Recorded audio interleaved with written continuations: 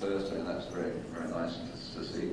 Secondly, I'd like to acknowledge Glenn Tomlinson, who's my colleague, and he's the one that does all the complicated computer simulations of all the models I'll be talking about today.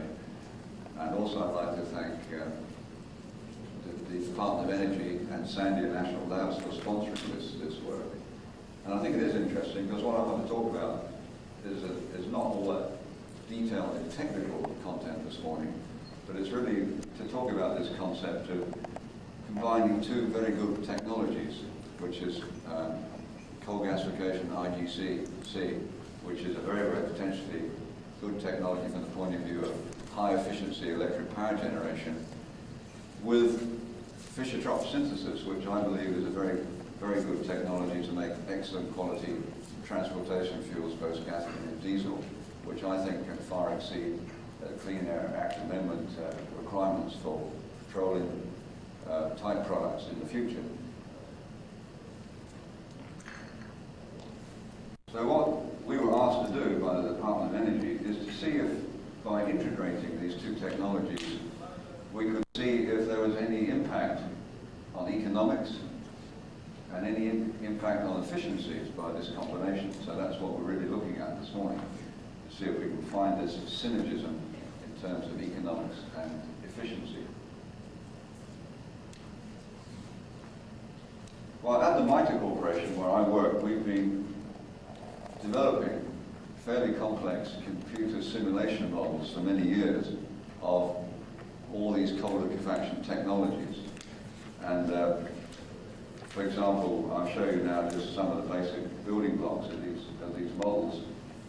The models go from coal feedstock all the way to finished products. And these models are very comprehensive in terms of they simulate all these process units, gasification units, cleanup units, etc. And they also simulate the Fischer-Tropsch process. The one I'm talking about this morning is the one that Dr. Bart has been talking about previously. I'm talking about slurry phase Fischer-Tropsch this morning, because I think the slurry phase has a potential in this integration much more than, say, an Argy-type process or perhaps a synthol-type process. And all these combinations here, we have Fischer-Tropsch, we have product separation, we recycle all the unconverted gases, we remove CO2, we recover hydrogen, which we're going to need in our downstream product refining plant. We autothermally reform back the C1 and C2 gases back to synthesis gas and pass the whole thing through the reactors again to come up with a raw Fischer-Tropsch product, which of course can be anything from high wax mode to low wax mode, depending on the operating conditions in this synthesis unit, plus the catalysts you use and the promoters, etc. And in our system, we also have a Fischer-Tropsch catalyst preparation plant. We have all the offsites we require for a totally integrated grassroots facility, rather like Sasol in many ways. And I used to work over at Sasol many years ago in South Africa, except instead of using the front-end coal gasification like they do at Sasol, which they use Lurgy fixed bed gasifiers, all these analyses use what we consider very, very advanced shell entrained high-pressure gasification, which we believe has a lot of advantages with respect to overall thermal efficiency compared to Lurgy gasifiers. And unlike the Sasol processes that use synthol-type Fischer-Tropsch circulating bed, fluid bed reactors, I said we're going to be using slurry phase reactors like Dr. Bart talked about. So here's a basic plant to make all liquids. We're only making liquids in this plant. We're making finished gasoline, diesel, and some LPG. Now what we've done is we've inserted into this plant, what we've really done is we've inserted into an IGCC plant the Fischer-Tropsch section. So here we have the coal gasification again, the cleanup, etc. And now on the back end, we've got the electric power generation facilities. So we take the clean gas and the fuel gas.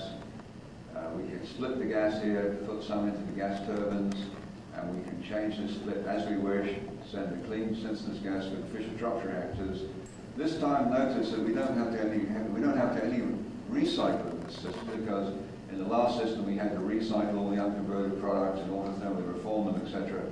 We just have a once-through Fischer-Tropsch system, and that's really why we think that slurry phase reactors are so much more important than synthol-type reactors and argy ones, because slurry phase reactor, because of the very fine heat transfer effects inherent in a slurry reactor, to have very, very high conversions in a single pass, and conversions of 75 to 80 and 85% per pass at reasonable space velocities are quite well obtainable with these type of reactors.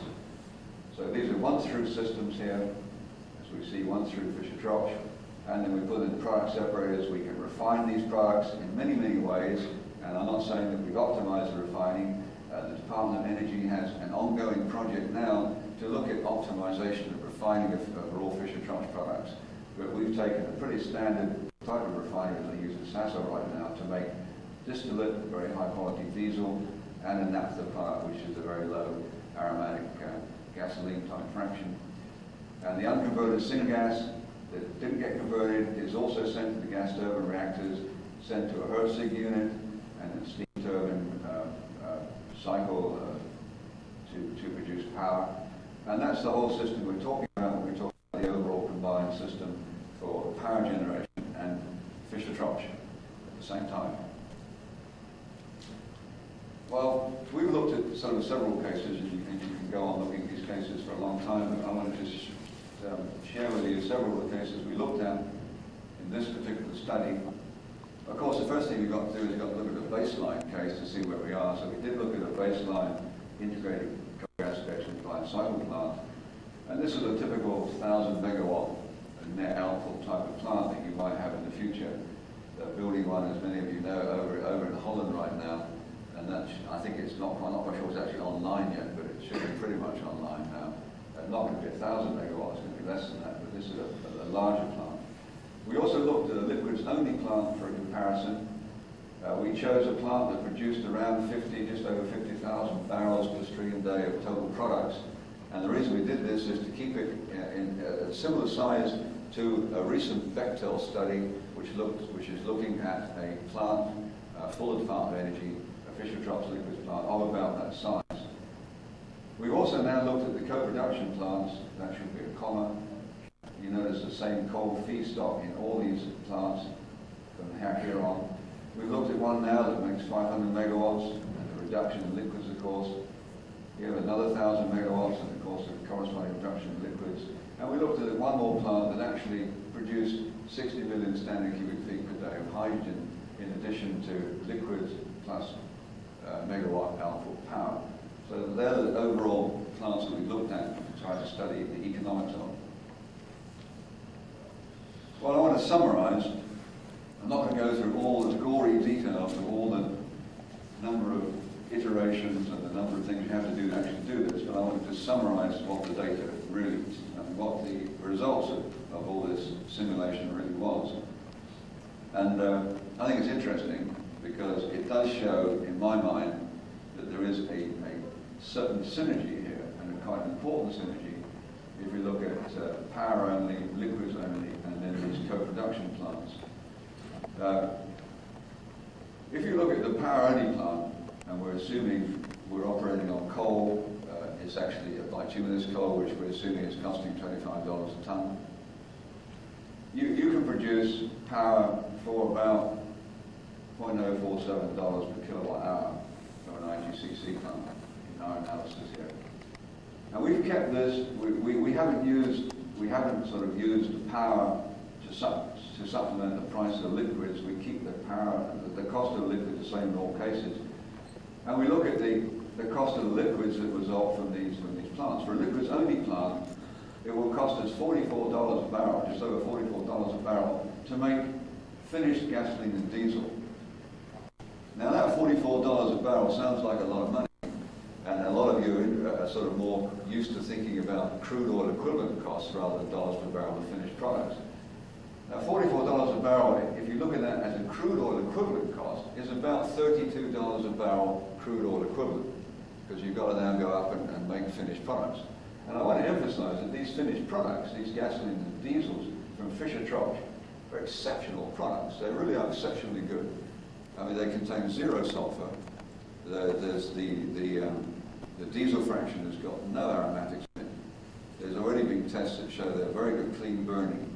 And these products ought to have a premium, certainly in terms of meeting or exceeding future specs on fuels. But you notice if we now look at the combination plants, the prices, the cost of the liquids, because of this combination, is continually dropping because we're doing the same economics, we're getting the same return on investment, we're using the same cost of electric power, we're getting the same price of electric power. But because of this combination, the required selling price of the liquids continually drops here. We're 500 megawatts, going to the 1,000 megawatt plant here, and then finally the plant where we make hydrogen. So I think you can see that there is a cost synergism here by combining these plants. And if you look at the overall efficiencies of these plants, the efficiency of power is around 43% or 42.9%. This is HSV efficiencies from coal to electric power, which is not unusual for an IGCC plant, and of course is a great improvement over the average generation efficiency in this country right now of about 33 to 34% from polarized fuel work. The liquids production, in spite of the fact that one gentleman said today you make a lot of CO2, well you do make a lot of CO2, and the reason you do is that in this particular case, and the same case that Dr. Bart was talking about, we are putting a gas into this Fischer-Tropsch unit which is very carbon monoxide rich because it comes from a shell gasifier, which does make a lot of carbon monoxide and not very much hydrogen. And you either reject water in the Fischer-Tropsch reaction or you reject carbon dioxide.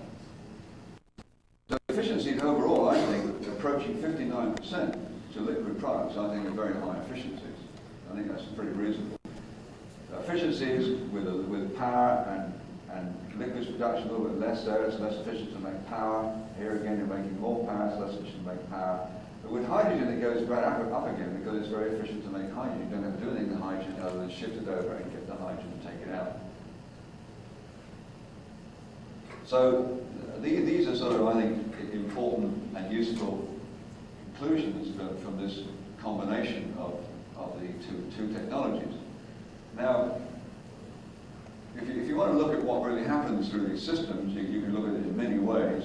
We just chose to look at it in terms of the million BTUs per hour that go through these systems, which I think is an interesting way of looking at it. This plant, of course, is a smaller plant because we're only making 1,000 megawatts a baseline plant. And these two plants are the same size coal plants. And you can see in the all liquids case, starting off with the same amount of coal, BTUs going in. We use a certain number of megawatts in the plant for plant use. Here you notice, of course, we're using an enormous amount of megawatts for the oxygen plant, because oxygen plants are extremely energy-intensive plants to get your net 1,000 megawatts. Here we're showing that here's the amount of BTUs going to the Fischer-Tropsch unit. We're recycling this and reforming it and sending it back in, sending all this to the refinery and making this amount of refined products. In the co-production plant, you see we can send, and we can change this split as we like, depending on how much liquids we want compared to how much power we want.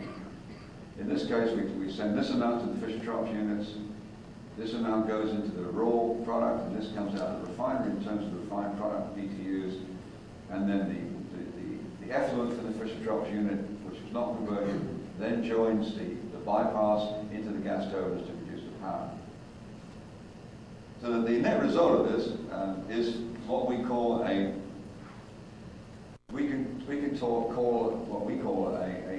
increased liquids efficiency from this co-production plant. If we assume that we can make electric power in this plant with the same efficiency as you can in this plant, the net result is in the co-production plant that the net liquid efficiency increases from 59% to over 61.5%. And the reason this happens is because in a plant like this, you have the opportunities. One, you don't have to recycle the Fischer-Tropsch and reform in a recycle loop, which saves you a lot of energy because reforming is an inefficient process.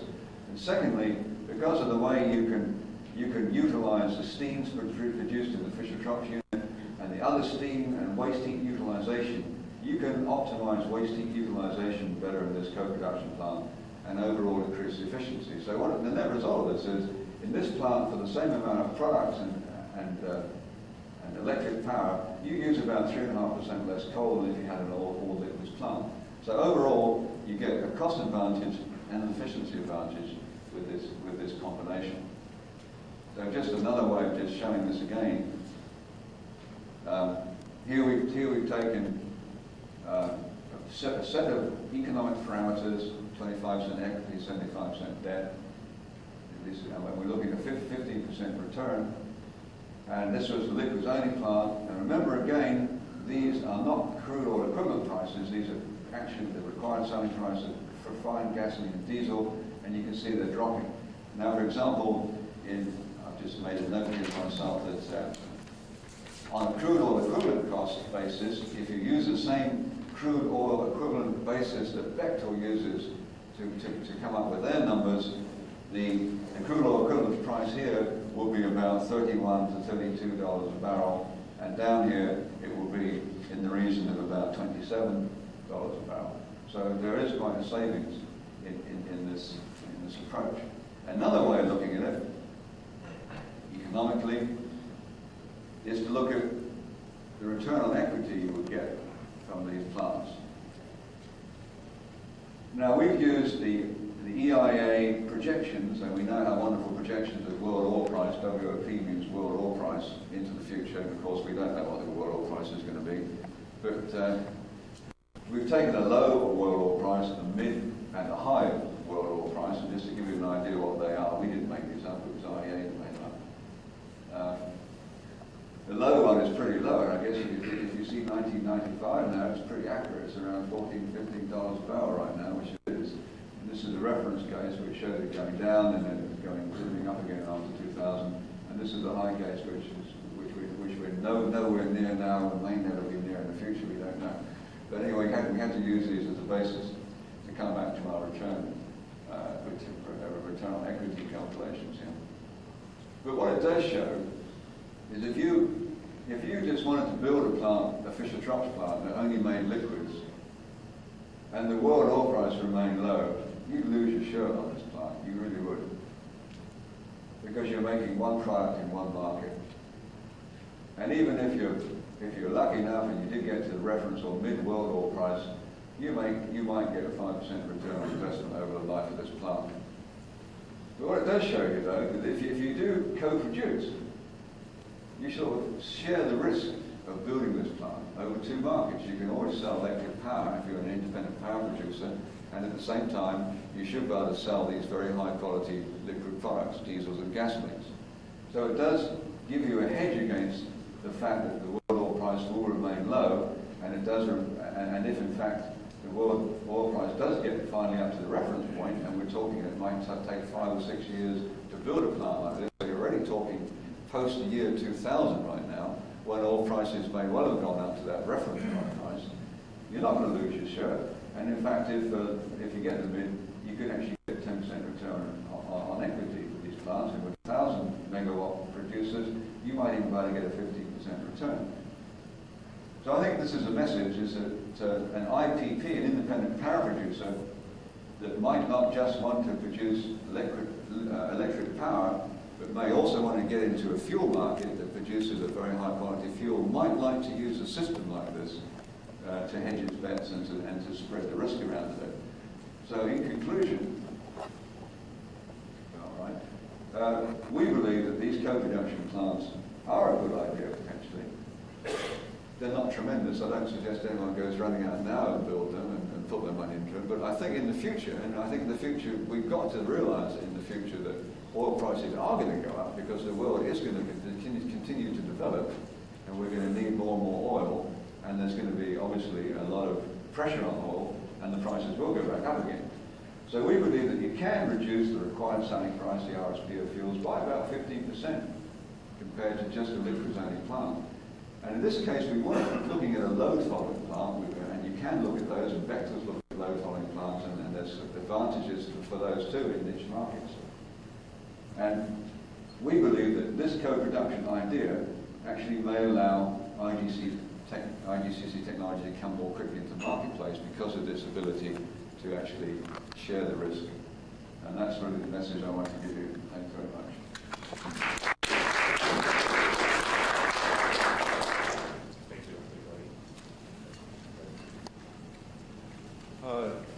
About your, a little more specifics on the Fischer-Tropsch. Are you assuming an iron or cobalt-based catalyst? Yeah, what I'm assuming really, and I didn't go into this in detail at the time, but what I'm assuming is the sort of situation that we've got at the port. We're talking about the same type of catalytic activity. So an iron catalyst, slurry reactor. Precipitated catalyst, slurry reactors. Actually, we're using 79% conversion per pass in this particular system. We're using a superficial gas velocity of 10 centimeters per second. We're using conditions that we think are attainable right now. Wisecrack technology then. And yes, exactly. Yeah. And what would be the capital investment for a 1,000 megawatt plant? Well, we think it's $1.5 to $1.6 billion. I won that. It should be the best order. But what are your Pick the easy ones. Now, have you done any comparable analysis using natural gas or gas? No, in fact, that's a good question. In fact, DOE wants us to do that. And in fact, that's what we will be doing, comparable analysis with natural gas. I think it's a very good thing to look at, from the natural gas base. So I think that's a good question. We will be doing that, yes. But I think we are now with the coal-fired power stations, Yes. and then you have the CO-rich gas, Yes. and then you, with the iron catalyst, perhaps with the covalent, a different game or so. That's right.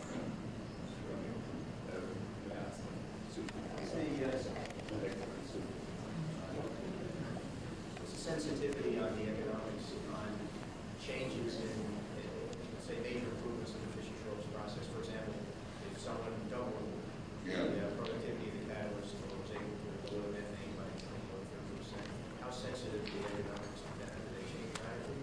Yeah, they do. We've looked at that too. It's a separate issue. In fact, at the Pittsburgh Coal Conference, I actually did a paper where I looked at the sensitivity of doubling activities of the catalyst and actually being able to double the space velocity of the superficial gas velocities. And they actually can result in another 10 to 15% decrease in these values you've seen now. So I think that there is a potential for this. And I say, well, we've used, I think, very conservative Fischer-Tropsch parameters right now. And I do believe that further research and development is going to really improve that situation.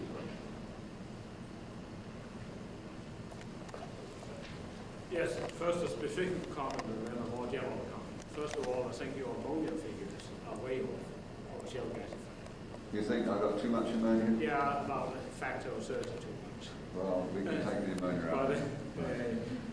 That was a specific comment. I don't think that's going to make a lot of difference. No, To be honest with you. but the point in the shale gasifier is that the gasification takes place at such a high temperature that the nitrogen compounds in the coal are almost completely destroyed. But that's a specific one. The more general is that we did a similar study but aimed at methanol production, which we presented at the EQUA meeting last fall. But in this we assumed hot gas cleaning and we are developing such processes, but it's not very demanding here because all what you have to do is to clean the gas hot at around 200 centimeters. And in doing so, you can obtain an additional gain because you're not losing the heat of your gas by going through the smoking system. To go through that and reheat and you can do exactly the same here. But in addition, I would point out that methanol has several advantages as co-production as compared to Fischer-Tropsch. There's a peak shaving possibility. I'm quite familiar with some of the stuff we're talking about, and we've looked at methanol too. I think the thing I don't like about making methanol is then to burn it in gas turbines and use it as peat, because I just don't think that's the best way to do it. And I think with this particular products we're making, I think we're making very high value products which you can sell as a separate market rather than just methanol. But I think there could be another point involved. How much nitrogen is in the synthesis gas? It doesn't matter so much if you have some nitrogen for the Fischer-Tropsch plant, but I would imagine for the methanol plant it would be much worse, yes. No, you will also take that as it's only the combination that you use. You make a one-through process and send the gas to the gas turbine after the But synthesis. it should be a point. Yeah. We made also perform some economic studies, and we completely agree with our Did you say you agree, Dr. Grant? Oh, good. and we completely agree with your conclusions. We came to our recommended advice on our report. But my question was, did you consider the impact on the economics of the co-production of new oils? Because The actual practice of the efforts, and not on individual disciplines. Did you try to look at the impact of new oils or like it's